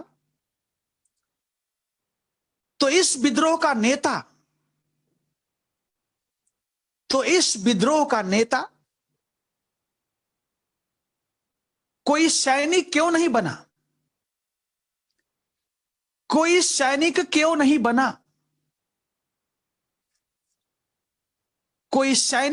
नहीं बना? मुगल शासक इसका नेता क्यों? 2 सवाल आप समझ सकते हैं, ये सवाल प्रहार है, ये उनका जवाब है जो इसे सिपाही विद्रोह कहने की गलती करते हैं। तीसरा पॉइंट,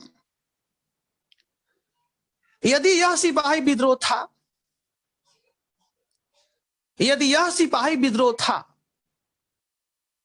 तो इसमें सिपाहियों से भी अधिक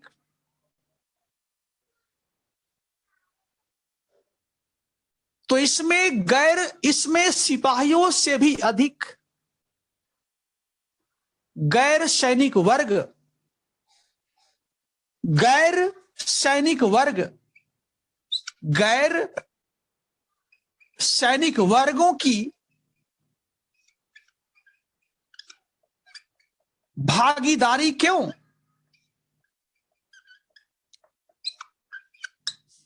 क्वेश्चन मार्क। भागीदारी क्यों? भागीदारी क्यों? आप समझ रहे हो ना मैं क्या कहना चाहता हूं? यदि यह सिपाही विद्रोह था तो इसमें सिपाहियों से भी अधिक गैर सैनिक वर्गों की भागीदारी क्यों? यानी किसान भी भाग लेता है, यानी यहां के धार्मिक समुदाय के लोग भी भाग लेते हैं, कुछ जमींदार भी भाग लेता है, कुछ देशी राजा भी भाग लेते हैं। तो ये सारे सिपाही तो नहीं थे, ये सारे सिपाही तो नहीं थे।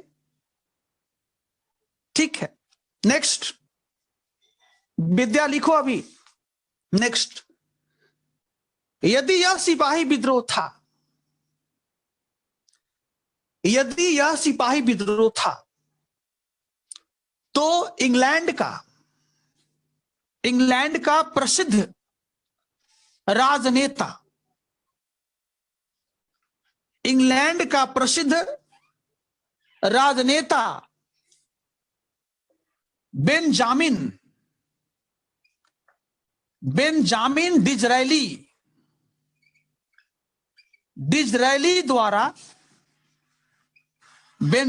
डिज़रायली द्वारा इसे सिंगल इन्वर्टेड कॉमा में लिखना है, इसे एक ऐसे एक राष्ट्रीय विद्रोह, बंद कर दीजिए, यहां पर बंद कर दीजिए, यहां शुरू होगा यहां बंद होगा। एक राष्ट्रीय विद्रोह क्यों कहा गया? एक राष्ट्रीय विद्रोह क्यों कहा गया? एक राष्ट्रीय विद्रोह क्यों कहा गया? एक राष्ट्रीय विद्रोह क्यों कहा गया? आप पैरा बदलिए, आप पैरा बदलिए और पैरा बदलने के बाद लिखिए, पैरा चेंज करने के बाद लिखिए,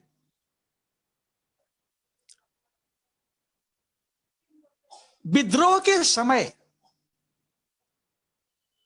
ब्रिटिश गवर्नर जनरल, विद्रोह के समय British governor general Lord Canning,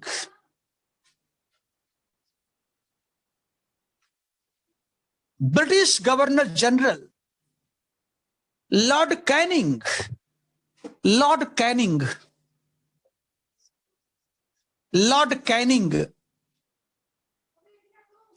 ने खुद ही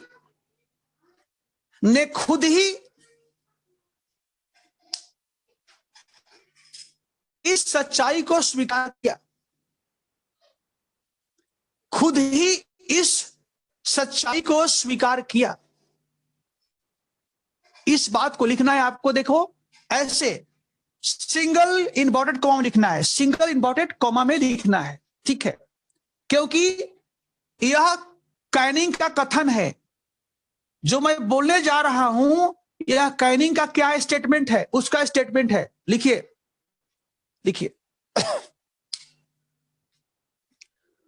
मुझे भारत में आने के बाद आकाश में एक घना बादल दिखा।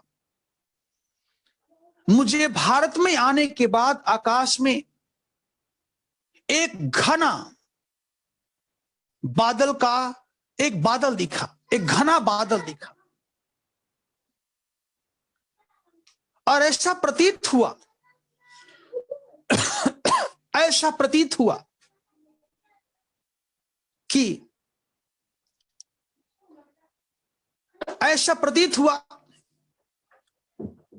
कि वह बादल बढ़ता ही बढ़ता जा रहा है। ऐसा प्रतीत हुआ कि वह बादल बढ़ता ही जा रहा है वह बादल बढ़ता ही जा रहा है। कहीं ऐसा तो नहीं, कहीं ऐसा तो नहीं कि ब्रिटिश साम्राज्य उसके आगोश में चला जाए। कहीं ऐसा तो नहीं कि ब्रिटिश साम्राज्य उसके आगोश में चला जाए। आगोश का मतलब होता है आलिंगन करना, ऐसे। आगोश का मतलब किसी को पकड़ना। ऐसा प्रतीत हुआ, ऐसा तो नहीं कि ब्रिटिश साम्राज्य उसके आगोश में चला जाए। बंद कर दीजिए, बंद कर दीजिए। फिर पैरा बदलिए आप, फिर पैरा बदलिए। लिखिए, लिखिए।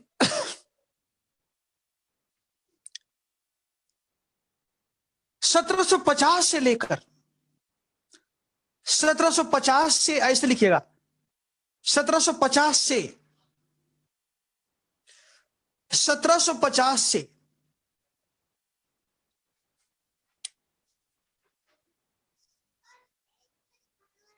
ऐसे बीच में यहां लिखना है 1776, ऐसे लिखना है। लिखिएगा 1750 से 1776 तक, 1750 से 1776 तक ब्रिटिश वाणिज्यवाद ने, ब्रिटिश वाणिज्यवाद ने, ब्रिटिश वाणिज्यवाद ने अमेरिका को, अमेरिका को निचोड़ने का प्रयास किया। अमेरिका को निचोड़ने का प्रयास किया, निचोड़ने का, नींबू की तरह। नींबू नहीं लिखना है, केवल निचोड़ने का प्रयास किया, निचोड़ने का प्रयास किया। परिणाम स्वरूप, परिणाम स्वरूप, परिणाम स्वरूप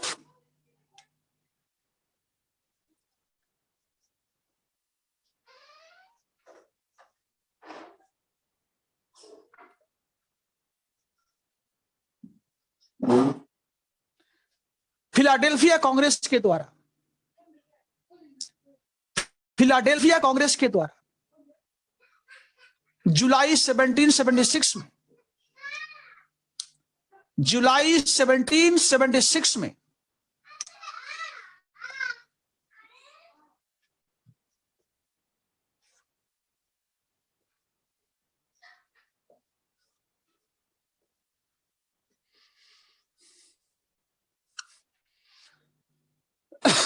लिख लीजिए, जुलाई 1776 में अमेरिकी स्वतंत्रता संग्राम का घोषणा कर दिया गया,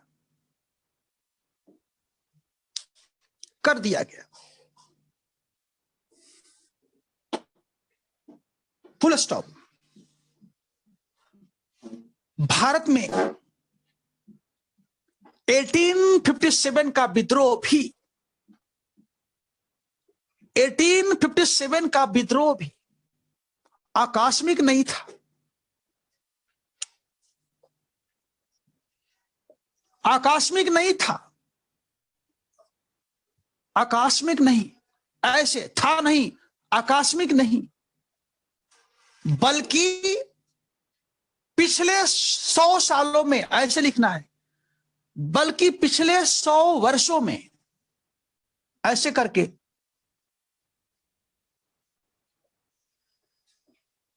पहले लिखना है पिछले 100 वर्षों में, इसके बाद ये, इसके बाद ये डिजिट, पिछले 100 सालों में, डिजिट हो गया। आगे बढ़ जाइए। राजनीति, प्रशासन, न्याय व्यवस्था, अर्थव्यवस्था, समाज, रीति रिवाज,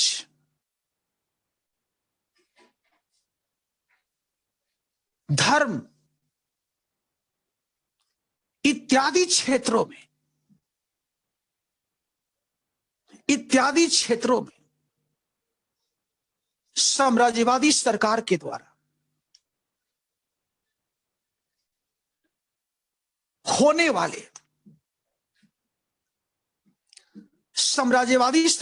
द्वारा होने वाले छेड़छाड़ डिस्टॉर्शन जिसे कहते हैं, डिस्टॉर्ट करना मतलब उसको बर्बाद करना, छेड़छाड़ करना, डिसऑर्डर मतलब उसको बेकार करना, होने वाले छेड़छाड़ के विरुद्ध यह एक स्वाभाविक आक्रोश